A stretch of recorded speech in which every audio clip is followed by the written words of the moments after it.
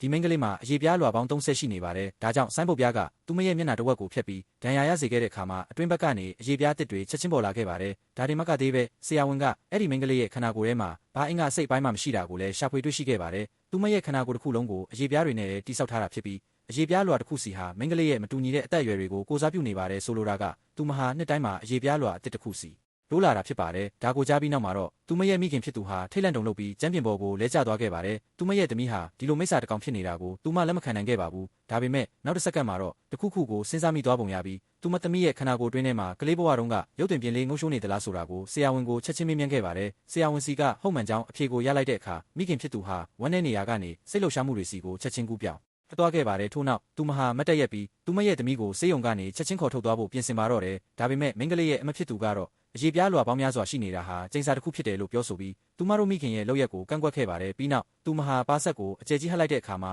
အထက်ထက်ဖြစ်နေတဲ့တွားဖြူဖြူတွေကိုမြင်လိုက်ရပါတယ်ဒီကျိန်စာရဲ့အကြောင်းရင်းကတော့လွန်ခဲ့တဲ့နှစ်ပေါင်း90ကသူတို့ရဲ့ဖခင်ဖြစ်သူဟာရှေးဟောင်းသူတွေတနတ်ဆိုင်ရာမြေလွှာအချို့ကိုရှာဖွေတွေ့ရှိခဲ့လို့ပါပဲသူဟာအဲ့ဒီမြေလွှာတွေရဲ့အနက်ရှိုင်းဆုံးနေရာကနေလူဦးကောင်းခွန်တစ်ခုကိုတူးဖော်ခဲ့ပါတယ်သူတို့ဖခင်ကတော့ဒါဟာဒီလိုထုံးလန်းစင်လာမျိုးဘယ်ကနေလာတယ်လဲဆိုတာကိုသိရှိနိုင်ဖို့အတွက်အလောင်းတွေကိုမြေလွှာမျိုးမျိုးနဲ့အထက်ထက်ပတ်ထားတဲ့စနစ်တကျပြုလုပ်ထားတဲ့ထုံးလန်းစင်လာတစ်ခုဖြစ်မယ်လို့ခန့်မှန်းခဲ့ပါတယ်သူတို့ဖခင်ဟာအဲ့ဒီဦးကောင်းခွန်ကိုလေ့လာဖို့အတွက်အိမ်ကိုယူလာခဲ့ပါတယ်ဒါပေမဲ့အဲ့ဒီအချိန်ကစပြီးသူ့ရဲ့ကျန်းမာရေးဟာတစ်နေ့ထက်တစ်နေ့ဆိုးရွားလာပြီးနောက်ဆုံးမှာကွယ်လွန်သွားခဲ့ရတာကိုတော့သူကိုတိုင်းလည်းမသိရှိခဲ့ပါဘူးသူသတိမထားမိခဲ့တဲ့အချက်ကတော့အဲ့ဒီဦးခေါင်းခွန်ရဲ့ကျိန်စာဟာသူ့ရဲ့မျိုးဆက်တွေအပေါ်မှာတက်ရောက်လာလိမ့်မယ်ဆိုတာပါပဲဒါကြောင့်လည်းညီမနှစ်ယောက်လုံးမှာအရေးပြားလွှာပေါင်းများစွာရှိနေခဲ့တာဖြစ်ပါတယ်သူမအမရဲ့ရှင်းပြချက်ကိုကြားပြီးနောက်မိခင်ဖြစ်သူဟာချွေးစေးတွေထွက်လာတဲ့အထိထိတ်လန့်သွားပါတယ်ဒါတောင်မှသူမဟာသူမရဲ့သမီးငယ်ဆုံးရဲ့အတွက်စေယုံစင်ခွင့်စာရက်စာတမ်းတွေကိုအတင်းကျပ်လှုပ်ဆောင်ခဲ့ပါတယ်မိခင်ဖြစ်သူဒီလောက်တောင်အလောတက်ကြီးဖြစ်နေရတဲ့အကြောင်းရင်းကတော့သူမရဲ့သမီးငယ်ဟာတချိန်ကနာမည်ကြီးကလေးတယောက်ဆောင်တယောက်ဖြစ်ခဲ့ဘူးလို့ပါပဲမိသားစုအတွက်ပိုက်ဆံတွေထက်ရှာခိုင်းနိုင်ဖို့အတွက်မိခင်ဖြစ်သူဟာရုံညံ့တဲ့အကြံတစ်ခုကိုထုတ်ခဲ့ပါတယ်